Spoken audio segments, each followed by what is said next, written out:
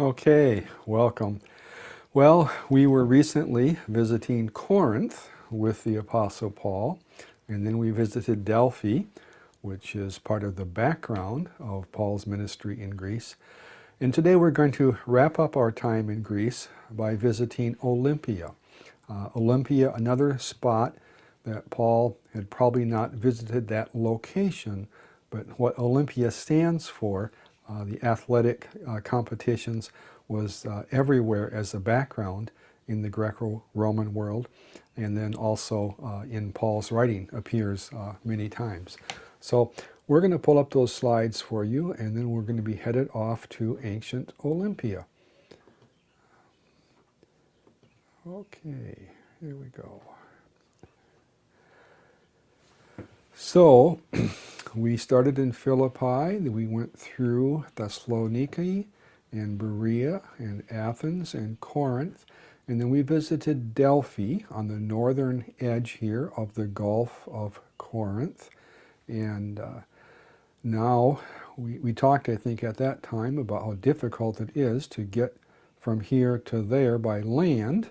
But now for the modern Olympics in 2004, a bridge has been built here. So today you can travel from Delphi here across the bridge and down to ancient Olympia quite readily. I should say by clarification that Mount Olympus, which is where the 12 Olympian gods were understood to be living, Mount Olympus is way up in the North Country, just across the harbor from Thessaloniki, right about there, Mount Olympus. Olympia, where the ancient Olympic Games in honor of the Olympian gods, Olympia is down here in the Peloponnese, right about there. So just a little clarification. Now we are going to Olympia itself, and here we go. As you enter the grounds at Olympia, and I should clarify that, again, like Delphi, Olympia is not a city as such, it's an area, it's a region, it's a set apart location for those very special games once every 4 years. So there would have been a very small group of people living here all the time, and then when the games, thousands and thousands of people would convene here for the games. Perhaps our closest comparison would be the state fairgrounds, which stand mostly empty most of the year, and then you have special events, and then there's massive crowds. So that's kind of what ancient Olympia was like. So here we are at the Palestra, the wrestling house, one of the largest and most important houses or buildings here at ancient Olympia, because most of you know wrestling is so important then and still today. Now, when you are participating in the ancient Olympics, once every 4 years, you were expected, in fact required, to spend a minimum of 10 months intensive training at home, and then arrive here 30 days in advance for your final training, excuse me, your final training and preparation, and also instructions. And that is the purpose of these benches. These will be where the athletes could sit and receive their final instructions from their coaches and from the judges who would be going over the rules of competition with them. Well, since we are in the Palestra, or the wrestling house, and some of my students had wrestled competitively in high school, I gave them permission to pose for a photograph, and pose soon turned into a competition, and then a couple of my other wrestlers got into it also, and so they now have that memory for life. I wrestled in the wrestling house at Olympia. Wonderful, wonderful experience. The grounds here were covered by mud for hundreds and hundreds of years. Final games here about 390 AD, and then more or less abandoned. And there's a couple of rivers in this area. There's a couple of high hills with some mudslides. There were some earthquakes in this area. So this entire area was 20 feet deep in mud from about 500 or 600 AD down to the 1840s, 1850s. And then in the late 1800s, people in Europe and in North America began to be more interested in the ancient world, and so began to excavate here at Olympia and at Messini, at Troy, and so many other places. And today, just like say, set aside, very beautiful, kind of a national park, I guess would be our closest comparison. The remains of the Temple of Zeus, temple to Zeus here, and in this temple was a very, very gorgeous, large, impressive statue of Zeus seated on his throne. And the statue is gone, but we have sufficient descriptions of it from antiquity that we know very much what he looked like and what the impression of that seated person on his throne made upon the visitors at Ancient Olympia. And yes, the statue of President Lincoln seated on his throne in the Lincoln Memorial, looking out over the reflecting pool, was consciously modeled on the statue of Zeus here in his temple at Olympia, for those of you who are students of history. This is the temple of Hera, Zeus's wife Hera. And I might say also that the Olympic Games themselves were restricted to men competitors. There were separate games at a different time called the Heraya, which were for young women competitors. But the main games were right here at Olympia. And the flame is lit yet today. This is an altar to Hera in her temple there. And the flame is lit yet today at that altar in the front of the temple of Hera, and then carried by procession to the site of the modern Olympics. We'll enter the stadium. Some of you have seen football players run into the stadium through an arch, and now you know where that idea comes from. It goes all the way back to 776 BC, the first Olympics held here at Ancient Olympia, 776 BC. The arch was probably built later, because we're told that the first few Olympics were quite simple, but became more elaborate as the years went on. But we're going to enter the stadium here. And you might remember the Apostle Paul saying all the runners compete, but you do not win the prize unless you compete according to the rules. That's in 2 Timothy 2. Paul here, this Paul, is about to be disqualified for not competing according to the rules, because the rules at Ancient Olympia were one toe on this line, one toe on that line, and your arms out in front of you. And he is, as I say, about to be disqualified. Fortunately, he got his act together, and now everybody is qualified. The crouched start that is so familiar to you today was not pioneered in the ancient days. It was pioneered in 1896 by an American sprinter named Thomas Burke, and he won the 100 meters, and so everyone else then went to that more crouched start that is so familiar today.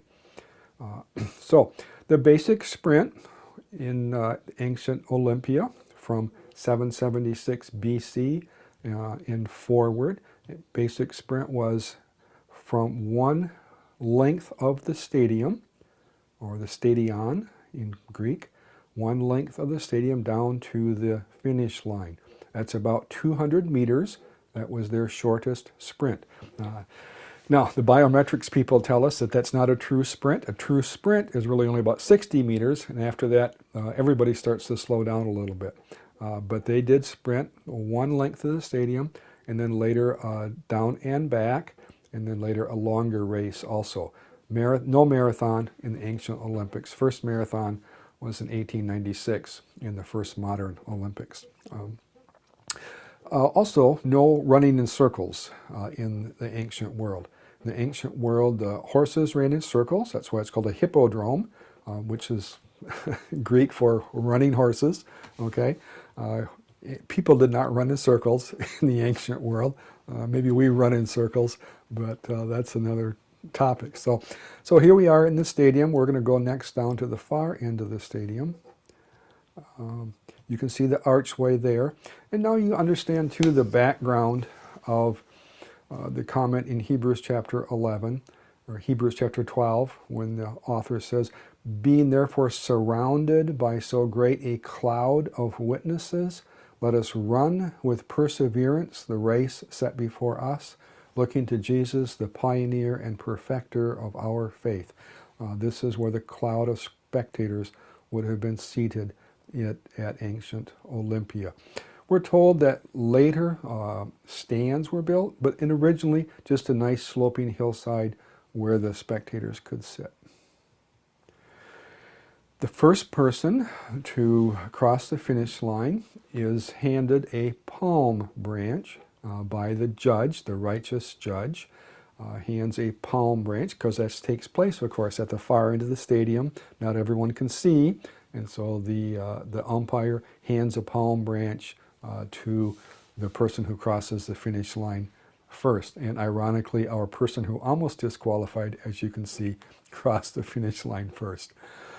So you might remember a comment of Paul again. All the runners run, but only one receives the prize.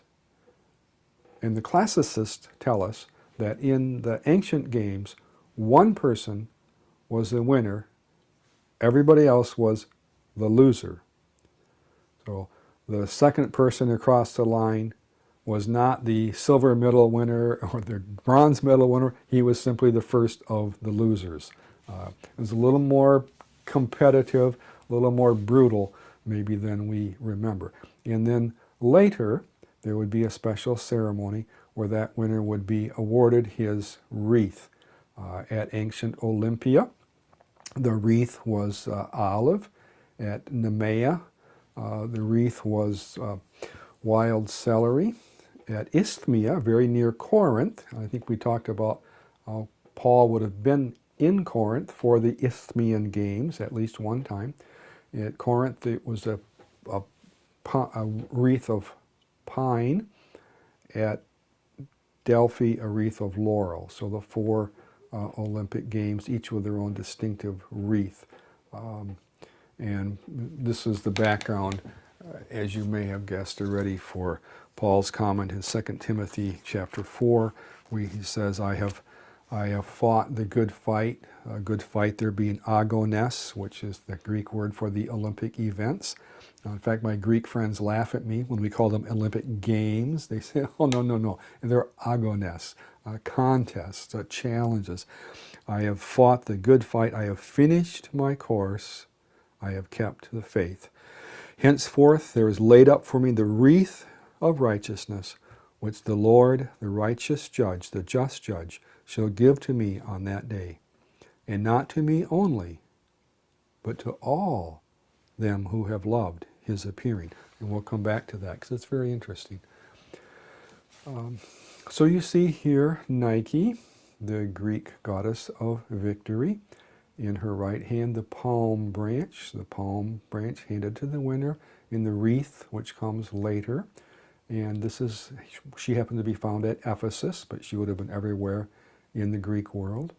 And you can see also this little, which you probably recognize. And I don't know whether that was intentional or not, but anyway, the shoe company did take their name from this dear lady. Okay, I promised you a sunset, so here's your sunset. And there is that bridge right there from the northern part of the Gulf of Corinth, near Delphi, and then across here to the Peloponnese, which leads us right down to Corinth.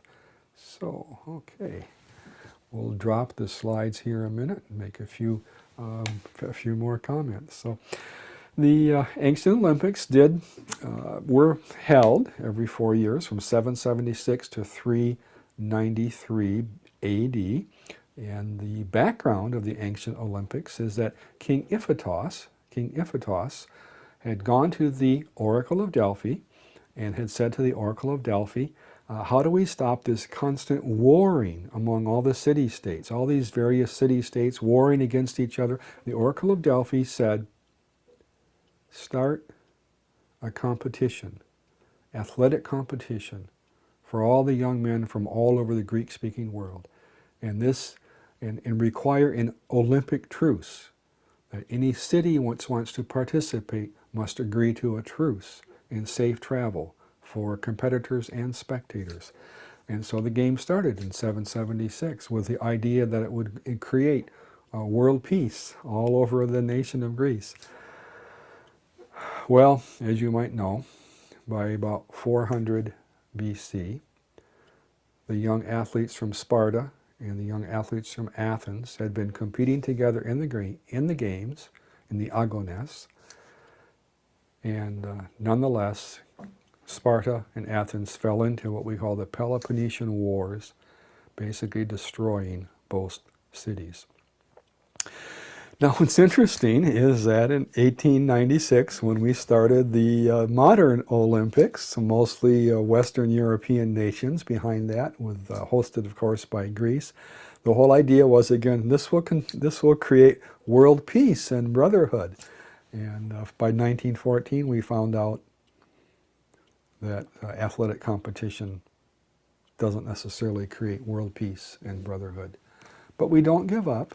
In 2004, when Greece hosted the modern Olympics, a little booklet was handed out, and the host family reminds us again, the ultimate goal is to bring universal peace to the family of man through noble athletic competition. So we keep hoping. Also, happily, one thing that was handed out at the 2004 Olympics was a special edition of the New Testament in Greek and English. The cover is a quotation from the Apostle Paul, Philippians chapter 3, verse 14, let us run toward the prize. So maybe there's some indication there of what actually will be needed to help us come to world peace. So in conclusion, let me say that episode 13, this will be episode 20. Episode 13, we started in northern Greece, in Philippi. We've been working our way south. We're going to try to pause production here for a while, give you all a chance to catch up, starting maybe particularly at 13, which was Philippi, and on down through Greece. And then after a little bit of a break, we hope to go over to Anatolia, across the Aegean, which Paul would have called Asia, and we call Turkey. So, well, okay, thank you for joining us, and may the peace of the Lord be with you in these summer months. So, thank you for joining us.